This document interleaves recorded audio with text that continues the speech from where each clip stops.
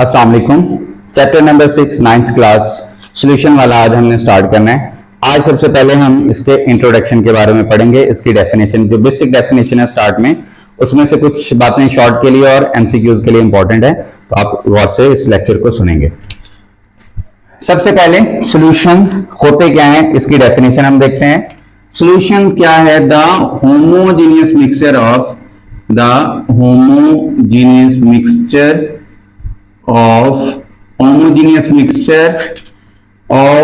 two or more components, दो या दो से ज्यादा कंपोनेंट्स का मिक्सचर जो है is called solution। दो या दो से ज्यादा कंपोनेंट्स का मिक्सचर जो है वो क्या कहलाता है? सॉल्यूशन कहलाता है हमारे पास।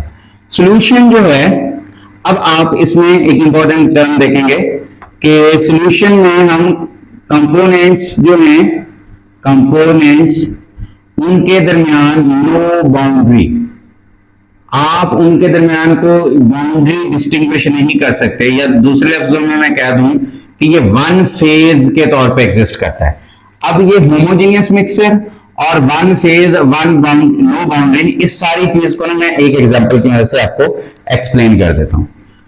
ये है आपके लिए पानी मैंने बनाया है, आपने ये पानी पीना है जी, मग है ये आपके लिए पानी का, ठीक है। अब ये मग जो है ना, यहां तक इसमें पानी भरा हुआ है, ठीक हो गया। अब इसमें मैंने क्या क्या डाला हुआ है जी आपके लिए? मैंने इसमें शुगर डाल दी है आपके लिए, साल्ट डाल दिया है, नमक, और इसके अंदर लेमन वगैरह डाल दिया है, और उसके बाद जामे शीरी वगैरह बाकी चीजें भी जो जो आपको पसंद है समझ लें, वो मैंने सारी इसमें ऐड की हुई है। अब जी आपको कहा गया है कि ये पानी पिए, आपके लिए रेडी किया है, ये पानी बनाया है हमने, इतनी कोशिश करके समझ लें।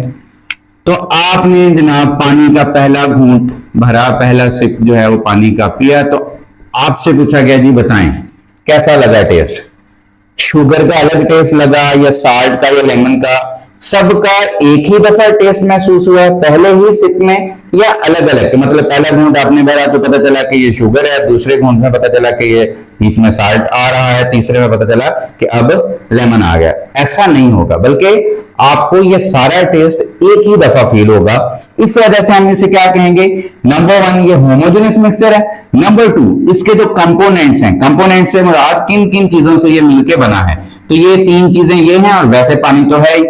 इनका आप इनके दरमियान कोई बाउंड्री ड्रा नहीं कर सकते, मतलब अलग अलग नहीं कर सकते कि भाई ये शुगर यहां से शुरू हो रहा है, यहां से साल्ट शुरू हो रहा है, यहां से लेमन शुरू हो रहा है, ऐसा कोई सीन नहीं है, ठीक है। इस वजह से हम क्या कहते हैं, ये वन फेज के तौर पे एग्जिस्ट करता है। अगली बात, फिजिकल स्टेट्स के लिहाज से अगर हम देखें तो इसकी टाइप्स क्या हैं? फिजिकल स्टेट्स के लिहाज से, अब ये जो फिजिकल स्टेट के लिहाज से टाइप्स है ना, ये असल में सॉल्वेंट की फिजिकल स्टेट के लिहाज से, सॉल्वेंट की फिजिकल स्टेट, तबई लिहाज से, सॉल्वेंट की फिजिकल स्टेट के लिहाज से हमारे पास, सॉल्वेंट की फिजिकल स्टेट के लिहाज से इसकी तीन टाइप्स बनती हैं हमारे पास। सॉल्यूशन की हमारे पास कितनी टाइप्स बनती हैं जी? तीन। नंबर वन, पहली जो टाइप है वो है गैस। गैस का भी सॉल्यूशन होता है। कैसे? लाइक आपके पास मैं एग्जांपल लिखता हूं, फॉर एग्जांपल एयर, एयर जिसमें हम सांस लेते हैं, बेसिकली ये भी सॉल्यूशन है। ये किन गैसेस का सॉल्यूशन है याद रखें, ये मैं एक्स्ट्रा बता रहा हूं समझाने के लिए ताकि कॉन्सेप्ट क्लियर हो आपका। नाइट्रोजन 78% होता है, और ऑक्सीजन कितना होता है जी? 21%, और CO2 कितना होता है? ये होता है 0.03 से 0.04% तक, 0.04% तक जो है ना, ये ऑक्सीजन CO2 होती है। अब ये जो हवा है, एयर है, इसके अंदर ये सारी गैसेज ही हैं, उसके अलावा वाटर वेपर भी होते हैं और बहुत सारी चीजें होती हैं, लेकिन हम जनरल इन तीन चीजों को पढ़ते हैं। अब ये क्या है? ये मिक्सचर है गैस का। ये पहली एग्जांपल हो गई हमारे पास।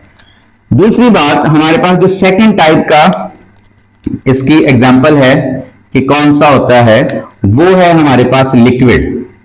हमारे पास लिक्विड सॉल्यूशन की जो है टाइप होती है। अब लिक्विड में मोस्ट इंपॉर्टेंट बहुत सारे हैं, जैसे मैंने आपके सामने एक लिखा है, मैं चलें दोबारा लिख देता हूं, शुगर प्लस साल्ट इसका सॉल्यूशन, ठीक हो गया, इसका सॉल्यूशन जो है वाटर में, ये आपके पास किसकी एग्जांपल है, लिक्विड सॉल्यूशन की एग्जांपल है। अगली इंपॉर्टेंट बात वो क्या है कि लिक्विड सॉल्यूशन जो है ना, ये मोस्ट कॉमन पाए जाते हैं, ये सबसे ज्यादा पाए जाते हैं। क्यों पाए जाते हैं, उसकी सिंपलेस्ट रीजन है क्योंकि जो हमारे पास सॉल्वेंट है ना, वाटर है, सॉल्वेंट वाटर है, और वाटर क्या है, बहुत ज्यादा पाया जाता है, ठीक हो गया, मोस्ट अबंडेंट है, पानी बहुत ज्यादा पाया जाता है। तो इस वजह से हमारे पास जो सॉल्यूशन की ये वाली टाइप है ना, लिक्विड वाली, ये ज्यादा पाई जाती है। अब एग्जांपल में वैसे मैंने ये भी लिख दिया, एक और मैं लिख देता हूं। फॉर एग्जांपल आप 1 रेन ड्रॉप, बारिश का एक कतरा लें, वो भी हमारे पास सॉल्यूशन की एग्जांपल है, ठीक हो गया। उसके बाद सी वाटर, ये भी हमारे पास क्या है, ये भी एग्जांपल है किसकी, क्योंकि सी वाटर के अंदर बहुत सारे साल्ट्स होते हैं, ठीक है, ये भी हमारे पास सॉल्यूशन की एग्जांपल है।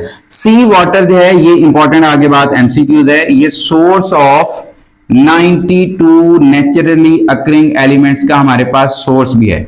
नेचुरली अकरिंग, कुदरती तौर पे जो अल्लाह ताला ने बनाए हैं उसमें इंसान का कोई अमल दखल नहीं है, वो 92 एलिमेंट्स हैं, तो ये उनका सोर्स भी है, ये बात आपने याद रखनी है, ये एमसीक्यू भी है। नेक्स्ट हमारे पास लास्ट टाइप जो है वो है हमारे पास इसमें कौन से सॉल्यूशन की है, वो है सॉलिड सॉल्यूशन की। सॉलिड जो है इनके भी सॉल्यूशंस होते हैं। सपोज मेरे पास ये एक मैं लिख देता हूं जो हमारी बुक में लिखा हुआ है, अलॉयज जो है ये भी क्या है, सॉलिड सॉल्यूशन की एग्जांपल है। अलॉयज उर्दू में क्या होता है, इसको भर्त बोलते हैं। बेसिकली क्या होता है, 2 और मोर नॉन मेटल्स का, कभी कभार नॉन मेटल भी हो सकते हैं, मेटल्स का जो मिक्सचर है उसको हम क्या बोलते हैं, उसको हम बोलते हैं अलॉयज। इसकी एक एग्जांपल है हमारे पास डेंटल अमलगम। अब ये डेंटल अमलगम क्या होता है, आपने सुना होगा बाज दफा एज के साथ, उम्र के साथ कुछ लोगों के ना जो दांत हैं उनके अंदर कैविटी, खाली जगह प्रोड्यूस हो जाती है, अंदर से वो खराब हो जाता है, उसमें कैविटी प्रोड्यूस हो जाती है। उस कैविटी को फिल करने के लिए, उस खाली जगह को फिल करने के लिए डॉक्टर के पास जब जाते हैं तो वो उसको फिल कर देता है। वो जो चीज दांत में एंटर करते हैं, डालते हैं, उसे हम कहते हैं डेंटल अमलगम। डेंटल अमलगम क्या है, ये भी बेसिकली हमारे पास अलॉय की एग्जांपल है और ये सॉलिड सॉल्यूशन की एग्जांपल है। उसके बाद हमारे पास एक एग्जांपल है ब्रास जो है, ये उर्दू में इसको पितल कहते हैं। ये कॉपर और जिंक का जो है कॉम्बिनेशन होता है, कॉपर और जिंक का जो मिक्सचर है उसको हम क्या बोलते हैं, ब्रास। अब मैं ना बच्चों को ट्रिक बताता होता हूं याद रखने के लिए। इसको ब्रास को आपने याद रखना है, जैसे आप मैसेज में लिखते हैं ना उर्दू, ठीक है, रोमन उर्दू लिखते हैं, तो बड़ा अगर आपने लिखना हो तो BRA आप लिखेंगे, तो ब्रास का BRA ये बड़ा लफ्ज हो गया, और CU कॉपर और ZN जिंक, तो इसको अगर मैं इकट्ठा बोल दूं समझाने के लिए तो ये कजन बन गया, तो बड़ा कजन। इससे आपको याद हो जाएगा ब्रास जो है ये क्या है, बड़ा कजन, मतलब वो मिक्सचर है किसका, कॉपर और जिंक का। ये बात दफा शॉर्ट में MCQs में पूछ लेते हैं कि ब्रास किसका जो है वो मिक्सचर है।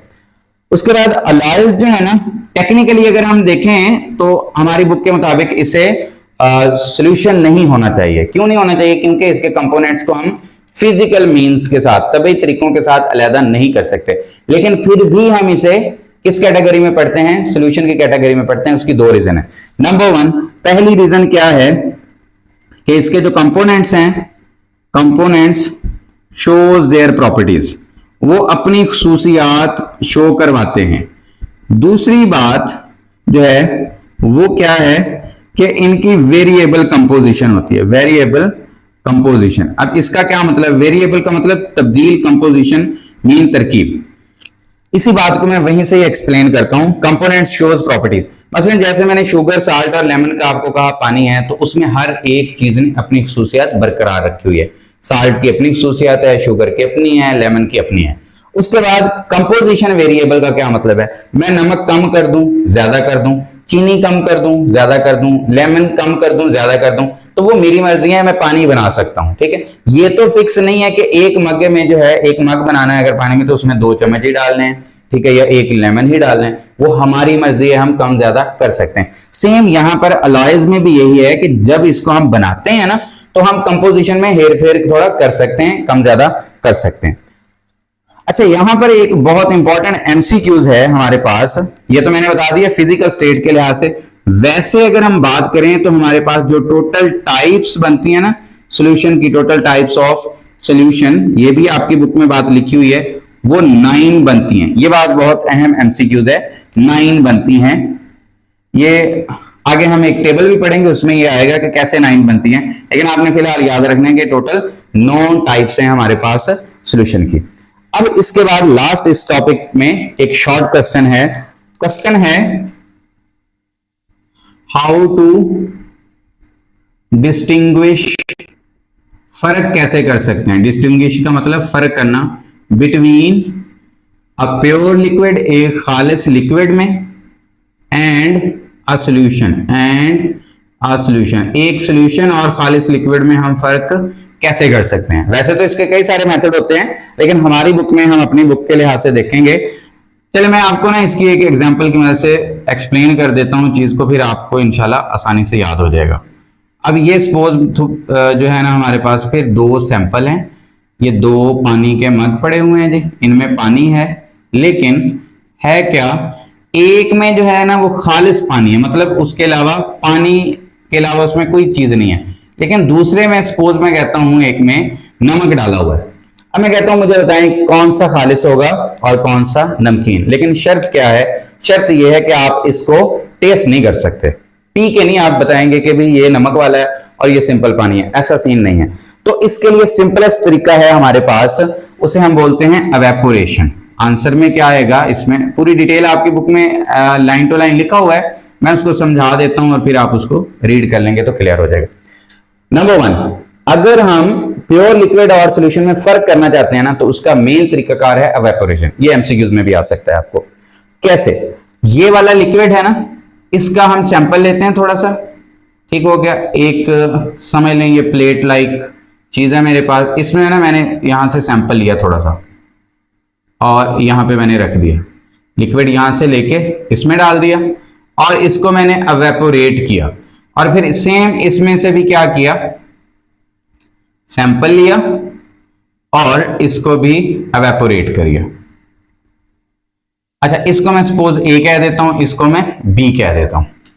अगर वो बर्तन, वो वाला जो लिक्विड है, वो वाला सैंपल जिसके पेंदे में एवेपोरेशन करने के बाद जिसके बॉटम में नीचे कोई चीज बची खुची रह जाए, उसे हम बोलते हैं रेजिड्यू। बची खुची चीज अगर रह जाए, रेजिड्यू आफ्टर एवेपोरेशन। एवेपोरेशन से क्या मुराद है कि आप इसे थोड़ा सा धूप में रख देंगे तो इसमें से पानी एवेपोरेट, उड़ के बुखारात बन के निकल जाएगा यहां से, और इसमें भी यही होगा, बुखारात बन के यहां से पानी उड़ जाएगा, निकल जाएगा, ठीक है। अगर तो पेंदे में कोई चीज बच गई, जिस बर्तन में पेंदे में कोई चीज बच गई, तो वो हमारा होगा सॉल्यूशन, वो ही नमकीन पानी होगा, वो क्या होगा, सॉल्यूशन। अगर यहाँ रेजिड्यू, कोई भी चीज नहीं बची हुई, नो रेजिड्यू, वो बिल्कुल उसका पेंदा जो है वो साफ सुथरा है, उसमें कुछ भी नहीं है, दैट मीन ये हमारा क्या था, ये हमारा प्योर लिक्विड था, ये हमारे पास प्योर लिक्विड था। तो ये आपको क्वेश्चन अगर आ जाए तो आप कहेंगे कि प्योर लिक्विड और सॉल्यूशन के दरमियान जो फर्क करने वाला फिजिकल मेथड है, सिंपल मेथड है, वो है एवेपोरेशन। आप सैंपल की एवेपोरेशन करें, अगर बर्तन में बॉटम में पेंदे में कोई चीज बच गई, रेजिड्यू बच गया, तो उसका मतलब वो सॉल्यूशन है, और अगर कुछ भी नहीं बचा तो उसका मतलब वो क्या है, हमारे पास वो प्योर लिक्विड है। ओके स्टूडेंट, इस टॉपिक में से अक्सर शॉर्ट या एमसीक्यूज में जो बातें आती हैं वो मैंने आपको सारी बता दी हैं। नेक्स्ट इंशाल्लाह इसकी हम मजीद कुछ फर्दर डेफिनेशन हैं और फिर इसमें कुछ लॉन्ग क्वेश्चन है, उसको भी हम डिस्कस करेंगे। तब तक के लिए अल्लाह हाफिज।